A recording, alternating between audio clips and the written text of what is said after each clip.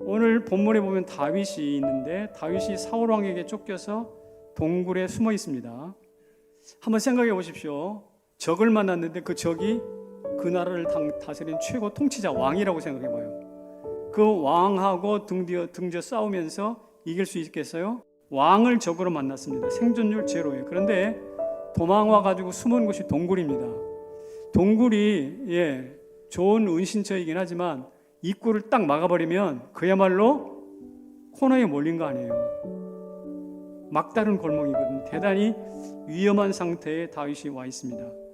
근데 이럴 때에 보통 한숨이 나오고 눈물이 나오고 비통한 애가가 나와야 되잖아요. 그런데 다윗은 그게 아닙니다. 오히려 인생 밑바닥에서 최고의 노래를 부르고 있는 것이 오늘 본문의 이야기입니다. 다윗이 이렇게 우리 예측을 뛰어넘는 찬양을 하게 되는 근거가 있을 거 아니에요. 세 가지의 중심을 잘 이동했다는 거예요.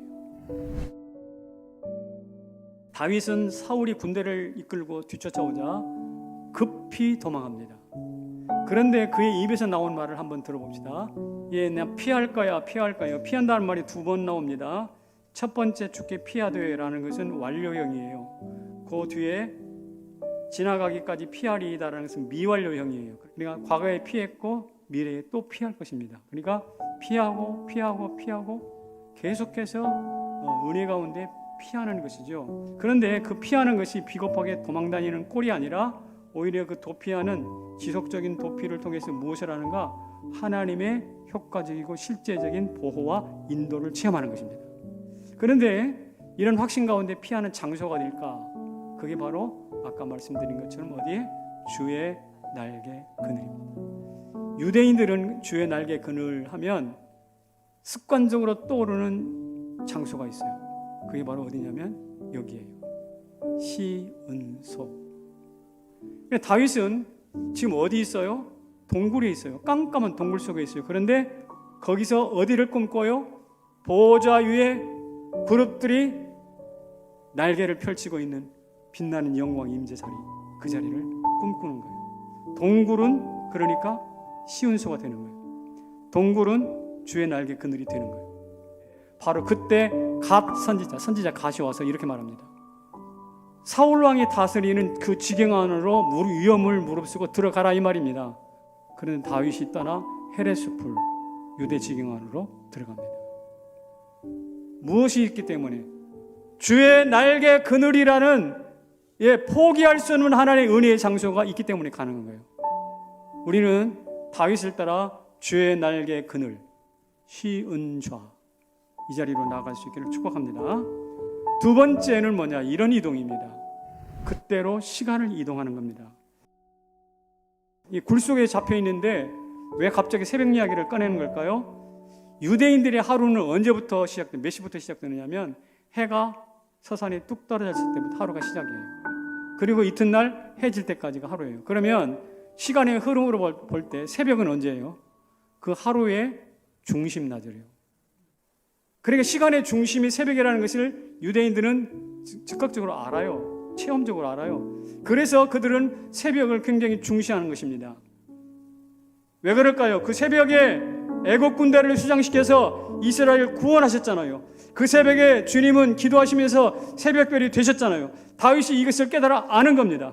그러므로 다윗이 뭐라고 하는가? 나는 이스라엘의 구원의 그 현장으로, 그 시간으로, 예수 그리스도께서 선포한 그 새벽의 그 시간으로, 그 자리로 돌아가고 싶다 이 말이에요. 시간과 장소만 이동하고 끝나는가? 그렇지 않아요. 한 가지 더 있습니다. 그분에게로 존재 이동을 하는 거예요. 지금 동굴에 숨어서 가만히 살펴보니 사자들 가운데 방화범들 불 들고 다니는 그 악한들이 여기저기 많을 텐데 그 사람들 가운데 내가 누워있다라 이 말이에요.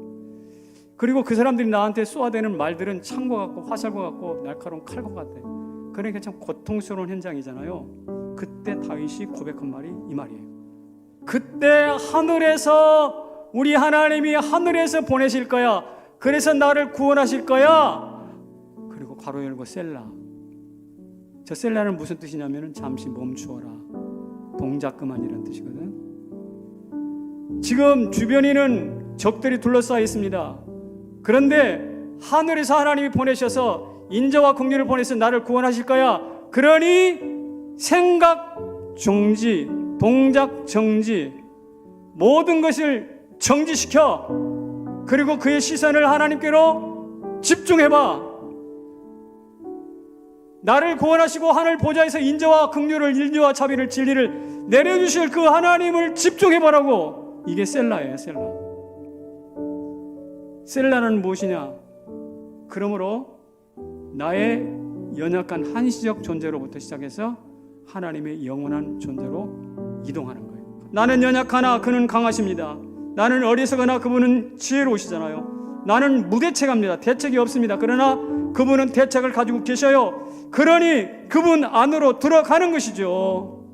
그래서 예수님이 이 말씀을 이렇게 한마디로 요약해 주셨어요. 내가 나의 유한 존재에서 떠나가지고 그분의 무한한 존재, 영원한 존재 안으로 들어가면 열매를 많이 맺게 될 것이다, 이 말입니다. 그 이유는 무엇이냐? 너희가 어려울 때마다 내 안으로 들어오라, 존재 이동을 하라, 이런 뜻이거든요. 이런 은혜가 우리 모두에게 넘치시기를 축복합니다. 예, 제가 지금까지 3가지 말씀드렸죠. 자, 그곳으로 장소 이동하고, 그때로 시간 이동하고, 예수 그리스도 그분 안으로 존재의 이동을 하는 거죠. 다윗이 이것을 했기 때문에 동굴에서도 노래할 수 있었어요. 사울 왕이라는 엄청난 대적 앞에서도 살아날 수가 있었어요. 우리가 겪는 현장이 어렵고 힘들어도 이 3가지를 놓치지 마시기를 주의 이름으로 축원합니다.